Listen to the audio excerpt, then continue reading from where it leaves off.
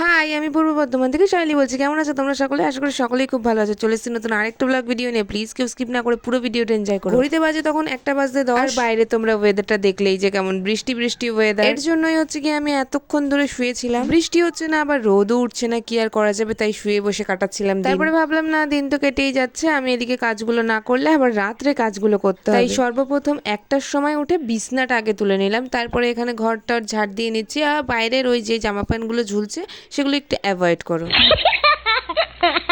কারণ দেখতেই পেয়েছিলে বাইরে বৃষ্টি বৃষ্টি ওয়েদার, বাইরে তো মেলাই যাচ্ছে না, মেললেই বৃষ্টি নামছে, তাই জন্য এদিক ওদিক দিয়ে শুকানোর জন্য ছড়িয়ে রেখেছি। আর এদিকে রাস্তাটার অবস্থা দেখেছো তো, ঢালাই রাস্তা একদম মনেই হচ্ছে না, মনে হচ্ছে যেন মাটির কাদাযুক্ত রাস্তা। যাই হোক গাইজ, এখন সবকিছু কাজকর্ম আর কি সেরে নিয়েছি, তারপরে রেডি হয়ে নিয়েছি। এখন হচ্ছে কি আমাদের পাশেই আর কি পুজো হচ্ছে, কালী পুজো, তো সেখানে গিয়েই দেখলাম যে বসার জায়গা আছে, তাই খেতে বসে পড়লাম। গেছি তো ওখানে খেতে, বেশিক্ষণ দাঁড়িয়ে থাকা যায়?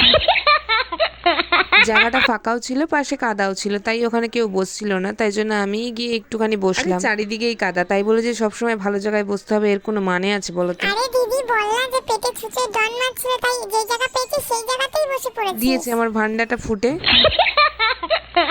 খেতে বসে একটা কিউটি পাইকে পেয়ে গেছিলাম। কিউটি পাইটা দেখো কোলে উঠে এখানে নাচানাচি শুরু করে দিয়েছে, আর তারপরে আমাদের এখানে খেতে দিয়ে দিয়েছিল, তাই জন্য ওর মা ওকে নিয়ে সাইড কেটে গেছে। পাতাটা দেওয়ার সঙ্গে সঙ্গে এখানে ভাত চিপস পড়ে গেছে, মানে আমাদের খাওয়া দাওয়া এখানে থেকেই চালু হয়ে গেল।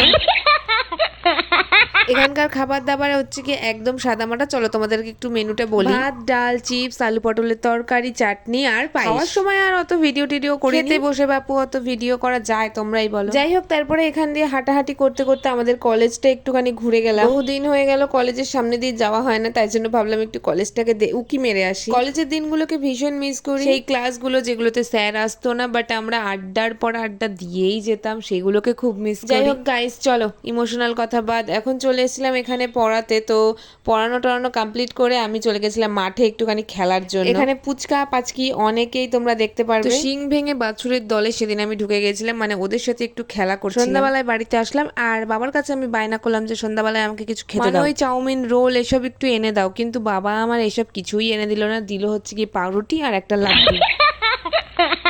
বললো এগুলো খেয়েই তুমি আজকের মতন দিনটা কাটিয়ে নাও, অন্য কোনো টাইমে তোমাকে আমি এনে দেবো, ঠিক আছে? বাবার কথা রাখতে আমি পাউরুটিটাই নিয়ে বসে পড়ি। এখানে আমার মায়ের আর ভাইয়ের ভেবেছিলাম দুটোই খেয়ে নেবো, তারপরে আমার ভাই বলছে না না না, একদম খাওয়া যাবে না, মায়েরটা মায়ের জন্যই রাখতে হবে।